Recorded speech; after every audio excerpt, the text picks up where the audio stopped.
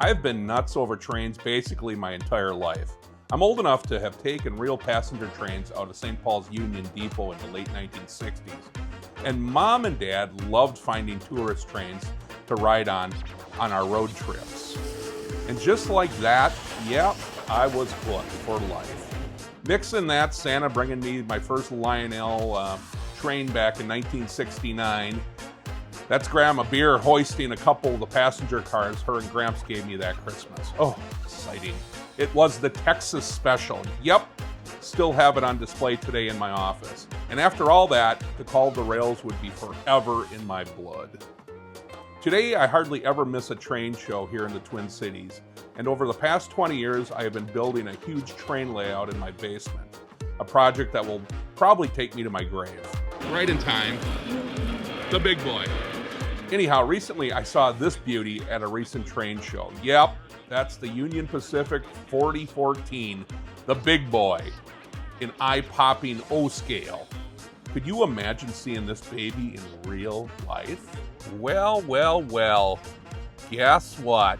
Today I'm driving to the little town of Dundas in southern Minnesota to see the real deal. Yep, today I'm chasing the actual, gigantic, enormous steamer, the GOAT of functioning trains, the Union Pacific 4014, the big boy.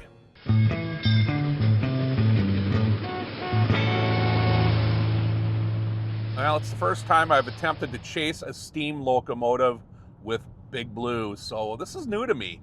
My goal is to get as many shots as possible of I call it the crown jewel of the steam era. The big boy is one of a kind. The rail fan community can be ruthless, and it takes just one clown to jump in front of your camera to screw it up. Plus, you want a nice backdrop, and if possible, a curve, which will give you a much longer and more interesting shot. So I did a little scouting yesterday, drove down to the Dundas area from my home in Woodbury. I looked for a good spot that met those criteria, and I think I found one. I've got my really good friend and a longtime travel mate, Matt Hopp, who's gonna man a camera. One camera, I'm doing kind of a special effect. It's my slider cam. And you only get one shot though, it goes by fast. Now in Dundas, we wait and wait and wait. And to quote the immortal Tom Petty, the waiting is the hardest part. My palms are sweaty and my heart is racing. But wait, I think I hear something. Yes, that's it. A plume of smoke in the distance. Oh my God, oh my God. It's actually happening. Ladies and gentlemen, it's the freaking big boy.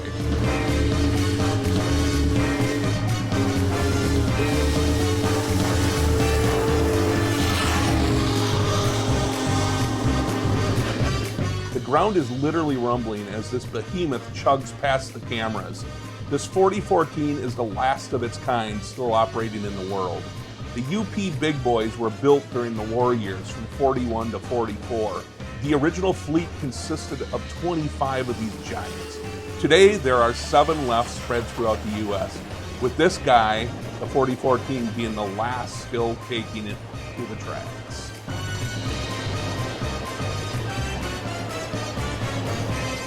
Oh my God, was that awesome? Oh my, I don't even have words. Anyhow, we got to keep moving here. The train isn't slowing down. As I said, it's a little bit of a challenge since that thing's moving, 40, 45 miles an hour. But I do know of a vintage trestle bridge right up here about 10 miles north of Dundas that I'm going to try for. I'm going to have a good friend of mine, fellow production guy, David Peterjohn.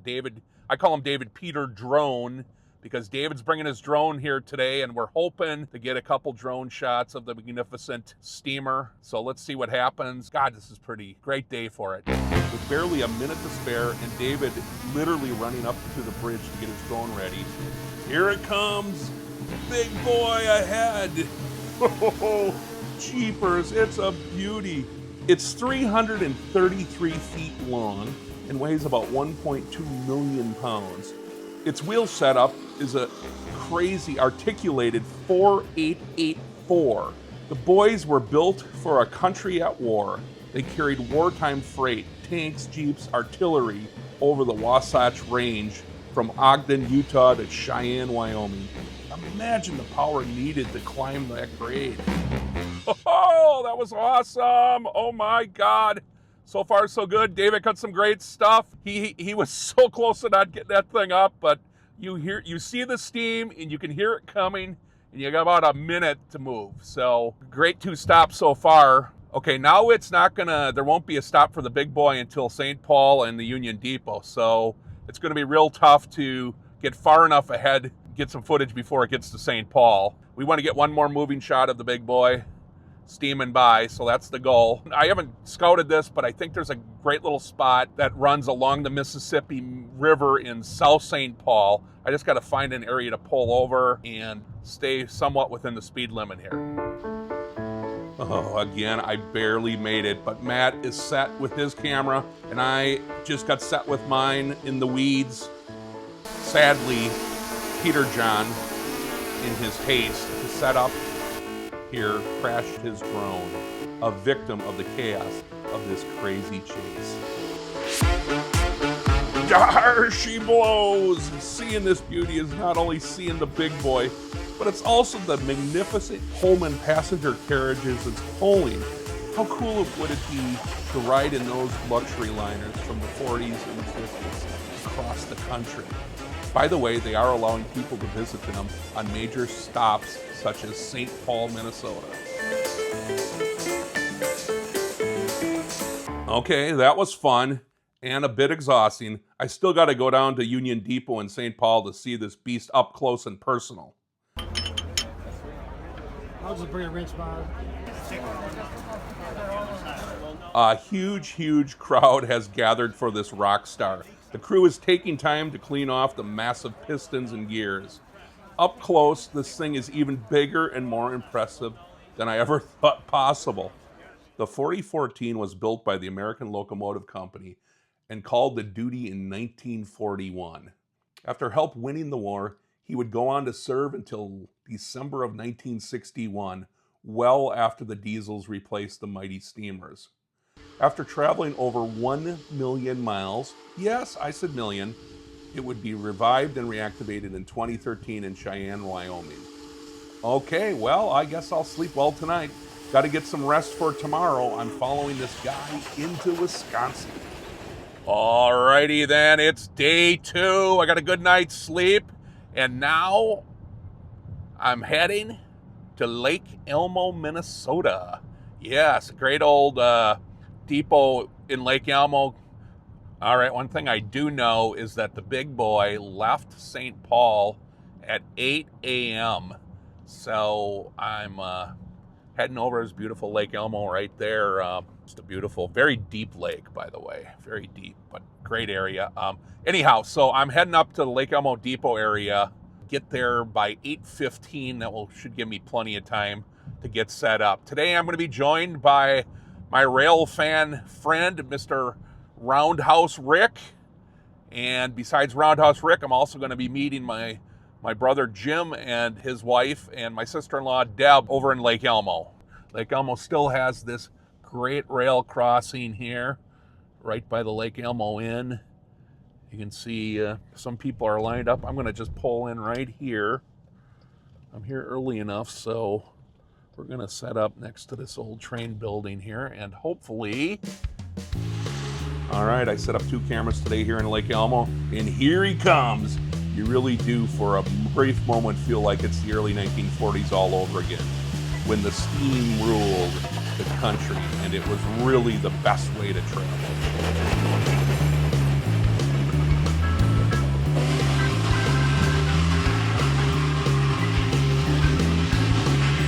All right, now it's going to get a little bit tricky. We are going to head into the beautiful state of Wisconsin.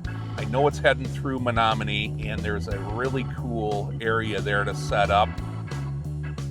As luck would have it, I set up at a cornfield crossing just west of town and noticed a guy flying a drone. Well, as Ben Vereen taught me 35 years ago, if you don't ASK, you won't GET. And guess what?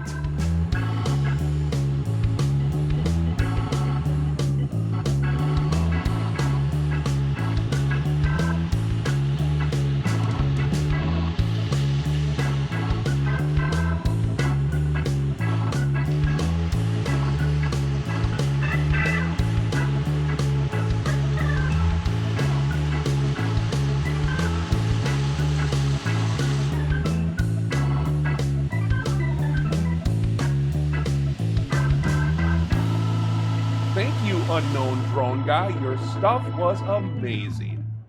Okay, the boy is going to do a quick stop in Menominee, and a local guy just told me about this highway bridge east of town that goes over the tracks. Okay, time to find the bridge and set up.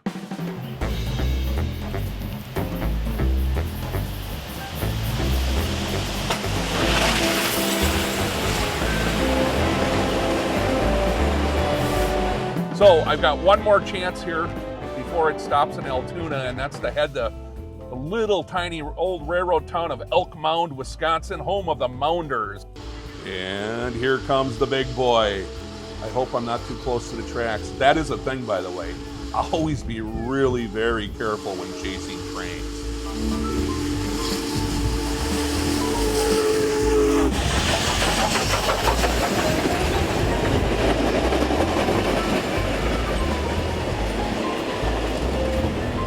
So the next scheduled stop for the big boy is going to be in Altoona, Wisconsin, which is an old rail town. Here in Altoona, it will entertain thousands of visitors. Roundhouse Rick and I decided to follow it there. And we even waited in line, kind of a long line, to take a tour of a couple of the Pullman cars. After a couple Johnsonville brats, I was officially big boyed out. And it was time to head back to Minnie.